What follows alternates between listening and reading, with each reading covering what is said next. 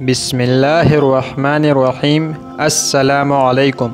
کسی زمانے میں بغداد میں جنید نامی ایک پہلوان رہا کرتا تھا۔ پورے بغداد میں اس پہلوان کے مقابلے کا کوئی نہ تھا۔ بڑے سے بڑا پہلوان بھی اس کے سامنے زیر تھا۔ کیا مجال کہ کوئی اس کے سامنے نظر ملا سکے۔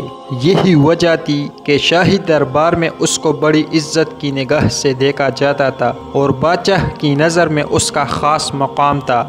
ایک دن جنید پہلوان بادشاہ کے دربار میں اراکین سلطنت کے ہمراہ بیٹھا ہوا تھا کہ شاہی محل کے صدر دروازے پر کسی نے دستک دی۔ خادم نے آ کر بادشاہ کو بتایا کہ ایک کمزور و ناتواں شخص دروازے پر کھڑا ہے جس کا بوسیدہ لباس ہے۔ کمزوری کا یہ عالم ہے کہ زمین پر کھڑا ہونا مشکل ہو رہا ہے۔ اس نے یہ پیغام بھیجا ہے کہ جنید کو میرا پیغام پہنچا دو کہ وہ کشتی میں میرا چیلنج قبول کرے۔ بادشاہ نے حکم جاری کیا کہ اسے دربار میں پیش کرو۔ اجنبی ڈگمگاتے پیروں سے دربار میں حاضر ہوا۔ وزیر نے اجنبی سے پوچھا، تم کیا چاہتے ہو؟ اجنبی نے جواب دیا، میں جنید پہلوان سے کشتی لڑنا چاہتا ہوں۔ وزیر نے کہا، چھوٹا منہ بڑی بات نہ کرو۔ کیا تمہیں معلوم نہیں کہ جنید کا نام سن کر بڑے بڑے پہلوانوں کو پسینہ آ جاتا ہے؟ پورے شہر میں اس کے مقابلے کا کوئی نہیں، اور تم جیسے کمزور شخص کا جنید سے کشتی لڑنا تمہاری ہلاکت کا سبب بھی ہو سکتا ہے۔ اجنبی نے کہا کہ جنید پہلوان کی شہرت ہی مجھے کھینچ کر لائی ہے، اور میں آپ کو یہ ثابت کر کے دکھاؤں گا کہ جنید کو شکست دینا ممکن ہے۔ میں اپنا انجام جانتا ہوں، آپ اس بحث میں نہ پڑے بلکہ میرے چیلنج کو قبول کیا جائے۔ یہ تو آنے والا وقت ہی بتائے گا کہ شکست کس کا مقدر ہوتی ہے۔ جنید پہلوان بڑی حیرت سے آنے والے اجنبی کی باتیں سن رہا تھا۔ بادشاہ نے کہا، اگر سمجھانے کے باوجود یہ بضد ہے تو اپنے انجام کا یہ خود ذمہ دار ہے، لہٰذا اس کا چیلنج قبول کر لیا جائے۔ بادشاہ کا حکم ہوا اور کچھ ہی دیر کے بعد تاریخ اور جگہ کا اعلان کر دیا گیا اور پورے بغداد میں اس چیلنج کا تہلکہ مچ گیا۔ ہر شخص کی یہ خواہش تھی کہ اس مقابلے کو دیکھے۔ تاریخ جو قریب آتی گئی، لوگوں کا اشتیاق بڑھتا گیا۔ ان کا اشتیاق اس وجہ سے تھا کہ آج تک انہوں نے تنکے اور پہاڑ کا مقابلہ نہیں دیکھا تھا۔ دور دراز ملکوں سے بھی سیاح یہ مقابلہ دیکھنے کے لیے آنے لگے۔ جنید کے لیے یہ مقابلہ بہت پراسرار تھا اور اس پر ایک انجانی سی ہیبت طاری ہونے لگی۔ انسانوں کا ٹاٹے مارتا سمندر شہر بغداد میں امنڈ آیا تھا۔ جنید پہلوان کی ملک گیر شہرت کسی تعارف کی محتاج نہ تھی۔ اپنے وقت کا مانا ہوا پہلوان آج ایک کمزور اور ناتواں انسان کے مقابلے کے لیے میدان میں اتر رہا تھا۔ اکھاڑے کے اطراف لاکھوں انسانوں کا ہجوم اس مقابلے کو دیکھنے آیا ہوا تھا۔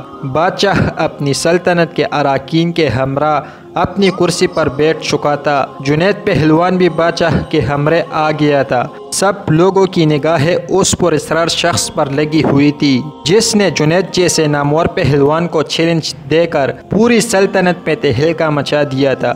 مجمع کو یقین نہیں آ رہا تھا کہ اجنبی مقابلے کے لیے آئے گا، پھر بھی لوگ شدت سے اس کا انتظار کرنے لگے۔ جنید پہلوان میدان میں اتر چکا تھا۔ اس کے حامی لمحہ بلمحہ نعرے لگا کر اس کا حوصلہ بلند کر رہے تھے کہ اچانک وہ اجنبی لوگوں کی صفوں کو چیرتا ہوا اکھاڑے میں پہنچ گیا۔ ہر شخص اس کمزور اور ناتواں شخص کو دیکھ کر حیرت میں پڑ گیا کہ جو شخص جنید کے ایک پونچھ سے اڑ جائے اس سے مقابلہ کرنا دانشمندی نہیں۔ لیکن اس کے باوجود سارا مجمع دھڑکتے دل کے ساتھ اس کشتی کو دیکھنے لگا۔ کشتی کا آغاز ہوا، دونوں آمنے سامنے ہوئے، ہاتھوں میں ہاتھ ڈالے گئے، پنجہ آزمائی شروع ہوئی۔ اس سے پہلے کہ جنید کوئی داؤ لگا کر اجنبی کو زیر کرتا، اجنبی نے آہستہ سے جنید سے کہا، اے جنید، ذرا اپنا کان میرے قریب لاؤ، میں آپ سے کچھ کہنا چاہتا ہوں۔ اجنبی کی بات سن کر جنید قریب ہوا اور کہا، کیا کہنا چاہتے ہو؟ اجنبی بولا، اے جنید، میں کوئی پہلوان نہیں ہوں، زمانے کا ستایا ہوا ہوں، میں آل رسول صلی اللہ علیہ وآلہ وسلم سے ہوں، سید گھرانے سے میرا تعلق ہے۔ میرا ایک چھوٹا سا کنبہ کئی ہفتوں سے پاکوں میں مبتلا جنگل میں پڑا ہوا ہے۔ چھوٹے چھوٹے بچے شدت بھوک سے بے جان ہو چکے ہیں۔ خاندانی غیرت کسی سے دست سوال نہیں کرنے دیتی۔ سید زادیوں کے جسم پر کپڑے پٹے ہوئے ہیں۔ بڑی مشکل سے یہاں تک پہنچا ہوں۔ میں نے اس امید پر تمہیں کشتی کا چیلنج دیا ہے کہ تمہیں حضور اکرم صلی اللہ علیہ وسلم کے گھرانے سے عقیدت ہے۔ آج خاندان نبوت کی لاج رکھ لیجئے۔ میں وعدہ کرتا ہوں کہ آج اگر تم نے میری لاج رکھی تو کل میدان محشر میں اپنے نانا جان سے عرض کر کے فتح و کامرانی کا تاج تمہارے سر پر رکھواؤں گا۔ تمہاری ملک گیر شہرت اور اعزاز کی ایک قربانی خاندان نبوت کے سوکھے چہروں کی شادابی کے لیے کافی ہوگی۔ تمہاری یہ قربانی کبھی بھی ضائع نہیں ہونے دی جائے گی۔ اجنبی شخص کے یہ چند جملے جنید پہلوان کے جگر میں اتر گئے۔ اس کا دل گائل اور آنکھیں اشکبار ہو گئی۔ سید زادے کی اس پیشکش کو فوراً قبول کر لیا اور اپنی عالمگیر شہرت، عزت و عظمت آل رسول صلی اللہ علیہ وسلم پر قربان کرنے میں ایک لمحے کی تاخیر نہ کی۔ فوراً فیصلہ کر لیا کہ اس سے بڑھ کر میری عزت و ناموس کا اور کون سا موقع ہو سکتا ہے کہ دنیا کی اس محدود عزت کو خاندان نبوت کی الٹی ہوئی خاک پر قربان کر دوں۔ اگر سید گھرانے کی مرجائی ہوئی کلیوں کی شادابی کے لیے میرے جسم کا خون کام آ سکتا ہے تو جسم کا ایک ایک قطرہ تمہاری خوشحالی کے لیے دینے کے لیے تیار ہوں۔ جنید فیصلہ دے چکا۔ اس کے جسم کی توانائی اب سلب ہو چکی تھی۔ اجنبی شخص نے پنجہ آزمائی کا ظاہری مظاہرہ شروع کر دیا۔ کشتی لڑنے کا انداز جاری تھا۔ پینترے بدلے جا رہے تھے کہ اچانک جنید نے ایک داؤ لگایا۔ پورا مجمع جنید کے حق میں نعرے لگاتا رہا۔ جوش و خروش بڑھتا گیا۔ جنید داؤ کے جوہر دکھاتا تو مجمع نعروں سے گونج اٹھتا۔ دونوں باہم گتم گتا ہو گئے۔ یکا یک لوگوں کی پلکیں جھپکی۔ دھڑکتے دل کے ساتھ آنکھیں کھلی تو ایک ناقابل یقین منظر آنکھوں کے سامنے آ گیا۔ جنید چاروں شانے چھت پڑا تھا اور خاندان نبوت کا شہزادہ سینے پر بیٹے فتح کا پرچم بلند کر رہا تھا۔ پورے مجمع پر سکتہ طاری ہو چکا تھا۔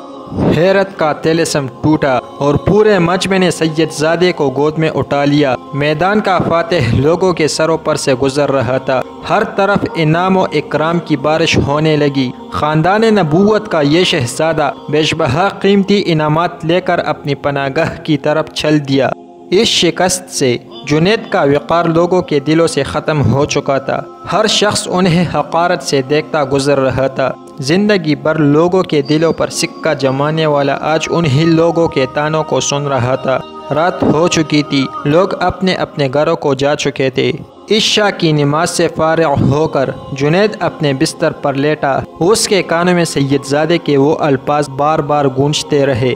آج میں وعدہ کرتا ہوں اگر تم نے میری لاج رکھی تو کل میدان محشر میں اپنے نانا جان سے عرض کر کے فتح و کامرانی کا تاج تمہارے سر پر رکھواؤں گا۔ جنید سوچتا کیا واقعی ایسا ہوگا؟ کیا مجھے یہ شرف حاصل ہوگا کہ سرور کونین حضرت محمد صلی اللہ علیہ وسلم کے مقدس ہاتھوں سے یہ تاج میں پہنوں؟ نہیں، میں اس قابل نہیں، لیکن خاندان نبوت کے شہزادے نے مجھ سے وعدہ کیا ہے۔ آل رسول کا وعدہ غلط نہیں ہو سکتا۔ یہ سوچتے سوچتے جنید نیند کی آغوش میں پہنچ چکا تھا۔ نیند میں پہنچتے ہی دنیا کے حجابات نگاہوں کے سامنے سے اٹھ چکے تھے۔ ایک حسین خواب نگاہوں کے سامنے تھا اور گنبد حضرا کا سبز گنبد نگاہوں کے سامنے جلوہ گر ہوا، جس سے ہر سمت روشنی بکھرنے لگی۔ ایک نورانی ہستی جلوہ فرما ہوئی جن کے حسن و جمال سے جنید کی آنکھیں خیرہ ہو گئی۔ دل کے فے سرور میں ڈوب گیا۔ در و دیوار سے آوازیں آنے لگی، الصلاۃ والسلام علیکہ یا رسول اللہ۔ جنید سمجھ گئے یہ تو میرے آقا ہے جن کا میں کلمہ پڑھتا ہوں۔ فوراً قدموں سے لپٹ گئے۔ حضور اکرم صلی اللہ علیہ وسلم نے فرمایا، اے جنید اٹھو، قیامت سے پہلے اپنی قسمت کی سرفرازی کا نظارہ کرو۔ نبی زادوں کے ناموس کے لیے شکست کی ذلتوں کا انعام قیامت تک قرض رکھا نہیں جائے گا۔ سر اٹھاؤ، تمہارے لیے فتح و کرامت کی دستار لے کر آیا ہوں۔ آج سے تمہیں عرفان و تقریب کے سب سے اونچے مقام پر فائز کیا جاتا ہے۔ تمہیں اولیاء کرام کی سروری کا اعزاز مبارک ہو۔ ان کلمات کے بعد حضور سرور کونین حضرت محمد صلی اللہ علیہ وسلم نے جنید پہلوان کو سینے سے لگایا، اور اس موقع پر حضور صلی اللہ علیہ وسلم نے حالت خواب میں جنید کو کیا کچھ عطا کیا اس کا اندازہ لگانا مشکل ہے۔ اتنا اندازہ ضرور لگایا جا سکتا ہے کہ جب جنید نیند سے بیدار ہوئے تو ساری کائنات چمکتے ہوئے آئینے کی طرح ان کی نگاہوں میں آ گئی تھی۔ ہر ایک کے دل جنید کے قدموں پر نثار ہو چکے تھے۔ بادشاہ وقت نے اپنا قیمتی تاج سر سے اتار کر ان کے قدموں میں رکھ دیا تھا۔ بغداد کا یہ پہلوان آج سید الطائفہ سیدنا حضرت جنید بغدادی کے نام سے سارے عالم میں مشہور ہو چکا تھا۔ ساری کائنات کے دل ان کے لیے جھک گئے تھے۔